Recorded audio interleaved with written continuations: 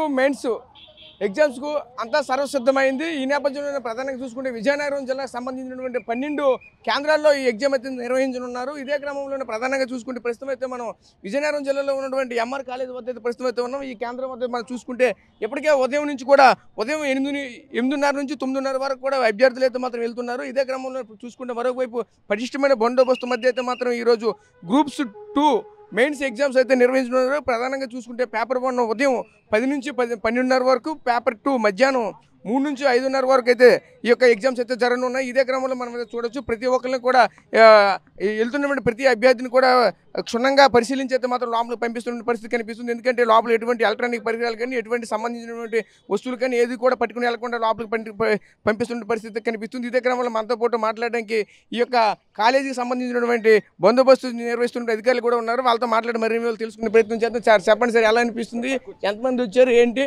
ఈ ఇక్కడ బందోబస్తు ఎంతమందిని ఏర్పాటు చేశారు? సార్ ఇది మొత్తం మనకి విజయనగరం టౌన్లో ఉన్న 5 సెంటర్లో ఇది ఒక సెంటర్ సార్. దీనికి ఎగ్జామినేషన్కి క్యాండిడేట్స్కి 480 మెంబర్స్ క్యాండిడేట్స్ ఫుల్ స్ట్రెంత్ వస్తే ఎగ్జామినేషన్ అందరూ రాయడానికి వస్తే 480 క్యాండిడేట్స్ అనమాట మ్యాక్సిమం స్ట్రెంత్. మేము మా ఎస్పీ గారు వకుల్ జిందాల్ సార్ ఐపీఎస్ గారు ఇచ్చిన ఇన్స్ట్రక్షన్ ప్రకారం చాలా ప్రాపర్గా బందోబస్తు అరేంజ్ చేసుకున్నాము. ప్రిస్కింగ్ పార్టీలు మొత్తం 2 మేల్ ప్రిస్కింగ్ పార్టీలు, 2 ఉమెన్ ప్రిస్కింగ్ పార్టీలు, తర్వాత బయట 100 మీటర్స్ వరకు ఎవరిని కూడా క్యాండిడేట్స్ తప్ప ఎవరిని అలౌ చేయకుండా అందరూ కూడా అవుట్ సైడ్ ఉండేటట్టు వాళ్ళ తాలూకా బిలాంగింగ్స్ ఏమైనా మొబైల్స్ గ్యాడ్జెట్స్ ఏవి కూడా క్యారీ చేయకుండా డిఎఫ్ఎండితో చెక్ చేస్తున్నాము. ఏమైనా ఉంటే డిపాజిట్ కూడా చేయించేస్తున్నాము ముందే. సపోజ్ కొంతమంది మరి సింగిల్గా వస్తూ ఉంటారు కాబట్టి మొబైల్ క్యారీ చేస్తారు కాబట్టి, లేకపోతే కొన్ని మెటీరియల్ క్యారీ చేస్తారు, అన్నీ కూడా ప్రాపర్గా డిపాజిట్ చేయించి వాళ్ళకి ఒక టోకెన్ సిస్టమ్ ఇచ్చి మళ్ళీ అది అయిపోయిన తర్వాత అంతా కంప్లీషన్ అయిన తర్వాత వాళ్ళు విత్డ్రా చేసుకోవడానికి అవకాశం కల్పించాము. ఎందుకంటే చాలా లాస్ట్ మినిట్ వరకు అవి ఎక్కడ పెట్టాలో తెలియదు వాళ్ళకి. తర్వాత ఎక్కడో బయట పెట్టిన తర్వాత థెఫ్ట్ అవుతుంది కాబట్టి సెక్యూరిటీ పెట్టి కాలేజ్ మేనేజ్మెంట్తోనే మాట్లాడి అరేంజ్ చేయడం జరిగింది. వాళ్ళకి అక్కడ సపోర్ట్ చేస్తున్నాము, ఏ విధంగా చేసుకోవాలని ఇన్స్ట్రక్షన్స్ ఇచ్చాము. అందరినీ కూడా తరువుగా చెక్ చేస్తున్నాము. స్లీవ్స్ వేసుకున్న వాళ్ళందరూ కూడా ఓపెన్ చేయించి తర్వాత ఎలక్ట్రానిక్ గ్యాడ్జెట్స్ కానీ, బ్లూటూత్ కానీ, ఇయర్ ఫోన్స్ కానీ, ఇయర్ బడ్స్ కానీ, మొబైల్స్ కానీ, డిజిటల్ వాచ్లు కానీ అలౌ చేయకుండా అందరికీ ఇన్స్ట్రక్షన్స్ ఇవ్వడం జరిగింది. తరువుగా చెక్ చేసి పంపిస్తున్నాం. Only examination hall ticket material తప్ప, ఏమైనా వెహికల్ కీ చైన్స్ అవి తప్ప మిగతా ఏవి కూడా అలౌ చేయట్లేదు. అన్నీ లోపల అరేంజ్ చేశారు కాబట్టి మేము ఉన్నంత వరకు ఎక్కడ కూడా ఎటువంటి డిస్టర్బెన్స్ లేకుండా చేస్తున్నాము. అది కాకుండా నిన్న మనకి అంతా కూడా రాష్ట్ర వ్యాప్తంగా ఎగ్జామ్ పోస్ట్పోన్ చేయమని చాలామంది ధర్నాలు, రాస్తారోకలు, రోడ్డు దిగ్బంధనం చేశారు కాబట్టి అలాంటివి లేకుండా కూడా బయట కూడా మొబైల్ పార్టీ చేసుకున్నాం, బందోబస్తు అరేంజ్ చేసుకున్నాం అటువంటి డిస్టర్బెన్స్ లేకుండా. నిన్న మరి రాష్ట్రరోకు కొంతమంది అయితే చేశారు, వాళ్ళని ఏం చేశారు? ప్రజెంట్ చూసుకుంటే 1వ పట్టణ పోలీస్ స్టేషన్ పరిధిలోనే నేను అక్కడ అరెస్ట్ కూడా జరిగినటువంటి పరిస్థితులు కనిపించి ఆ అభ్యర్థులు ఇప్పుడు తీసుకుని మళ్ళీ విడిచిపెట్టారా, లేదంటే వాళ్ళు పోలీస్ స్టేషన్లో ఇంకా ఉన్నారా? అంటే అక్కడ చాలామంది ఏంటంటే గ్రూప్ 2 ఇది ఎగ్జామ్ రాసిన మళ్ళీ కోర్టు ఇన్స్ట్రక్షన్స్ ప్రకారం మళ్ళీ ఆ ఎగ్జామ్ నిలుపుదల అయిపోతుందేమోనని చాలామంది రోడ్ల మీద రావడం జరిగిందండి. రిప్రజెంటేషన్ నిన్న ఫెసిలిటేట్ చేసాం, కలెక్టర్ గారికి ఇచ్చారు. బట్ డెసిషన్ తీసుకోలేదు, పోస్ట్పోన్ అవ్వలేదని ఆకస్మికంగా రోడ్డు మీదకి వచ్చారు. అయితే వాళ్ళందరికీ కూడా ముందు వార్న్ చేయడం అయింది. తర్వాత అందరినీ కూడా స్టేషన్కి ఒక 9 మంది తరలించిన తర్వాత అందులో 5గురు ఎవరైతే గ్రూప్ 2 ఎగ్జామ్ రాయడానికి ఉన్నారో వాళ్ళు కూడా ఉన్నారు. వాళ్ళందరినీ కూడా రాత్రి బైండ్ ఓవర్ చేసి ఇంకోసారి ఇలా రిపీట్ అవ్వకూడదని చెప్పేసి బైండ్ ఓవర్ చేసి సంతకం పెట్టి పంపించడం జరిగింది. ఇంకా వాళ్ళు రిపీట్ చేయం సార్, మేము ఎగ్జామ్కి వెళ్ళాలి కాబట్టి అని అన్నారు. వాళ్ళని పంపించాము. ఆ లీడర్స్ కూడా ఎవరు కూడా ఇలాంటి యాంటీ సోషల్ యాక్టివిటీస్ చేయకూడదని వార్న్ చేయడం జరిగింది.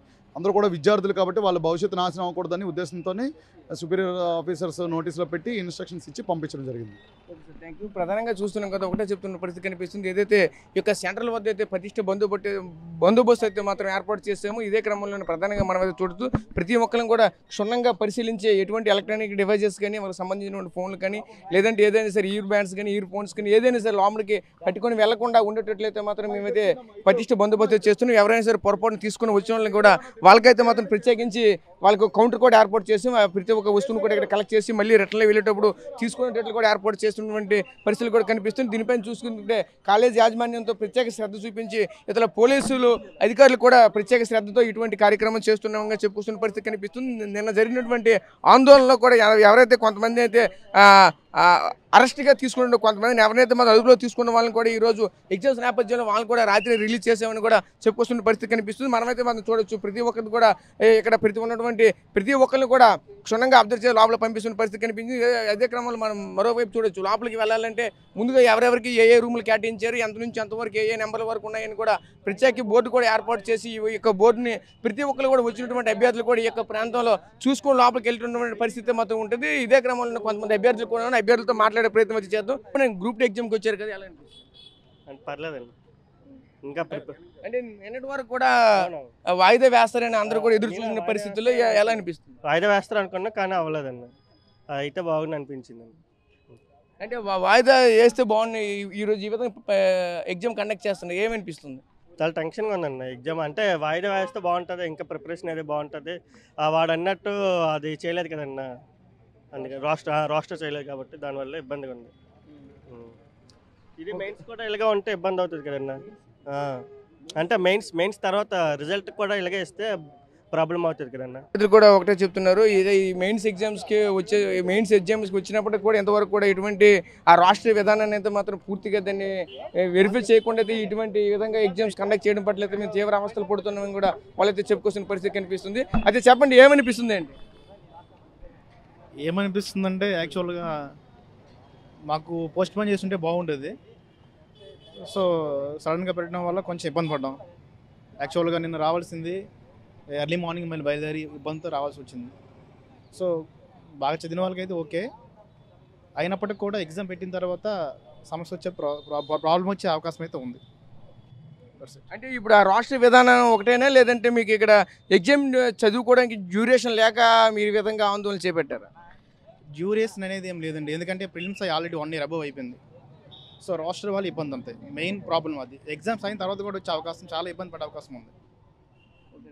చూసాం కదా, రాష్ట్రం అనేది సవరిస్తే మాత్రం బాగుండు, రాష్ట్రం సవరించకుండా ఈ ఎగ్జామ్ చేయడం అయితే కొంచెం ఇబ్బందిగా ఉన్నదని కూడా చెప్పుకొస్తున్న పరిస్థితి కనిపిస్తుంది. అంటే తర్వాత ఏ విధంగా జరుగుతుందని కూడా తెలియని పరిస్థితి, ఎటువంటి సమస్యలైనా సరే ఎదురవ్వచ్చు అని కూడా అభ్యర్థులు ఒక రకమైన ఆందోళన చెందుతున్నటువంటి పరిస్థితులు కూడా కనిపిస్తున్నాయి. ఇదే క్రమంలోనే మనమైతే ప్రస్తుతం చూడొచ్చు, ప్రతి సెంటర్ వద్ద కూడా ఇటువంటి ఆందోళన అయితే మాత్రం ఒకవైపు ప్రతి ఒక్కళ్ళు కూడా కనిపిస్తున్నటువంటి పరిస్థితులు అయితే కనిపిస్తున్నాయి. ఇటువంటి ఆందోళన అనేది కేవలంగా నిన్నటి వరకు కూడా వాయిదా వేస్తారనే ఆలోచనతో ఉన్నప్పటికీ సరే ఈరోజు యథాతథంగా అయితే మాత్రం ఈరోజు ప్రభుత్వం అయితే ఈ గ్రూప్ 2 ఎగ్జామ్స్ని కండక్ట్ చేయడం పట్ల ఒక విధంగా అభ్యర్థుల ఆందోళన అయితే నెలకొన్న పరిస్థితి కనిపిస్తుంది. ఈ క్రమంలోనే అంతా కూడా ఒక విధంగా చూసుకుంటే అభ్యర్థులు కూడా ఒక టెన్షన్ వాతావరణం కూడా నెలకొన్నటువంటి పరిస్థితి మాకు కనిపిస్తుంది. కెమెరా పర్సన్ నాయుడుతో రాజేష్, RTV విజయనగరం. మరిన్ని వీడియోస్ కోసం ఛానల్ ని సబ్స్క్రైబ్ చేయండి. లేటెస్ట్ అప్డేట్స్ కోసం వాట్సాప్ ఛానల్ ని ఫాలో అవ్వండి. ఆ లింక్ డిస్క్రిప్షన్ లో ఉంది.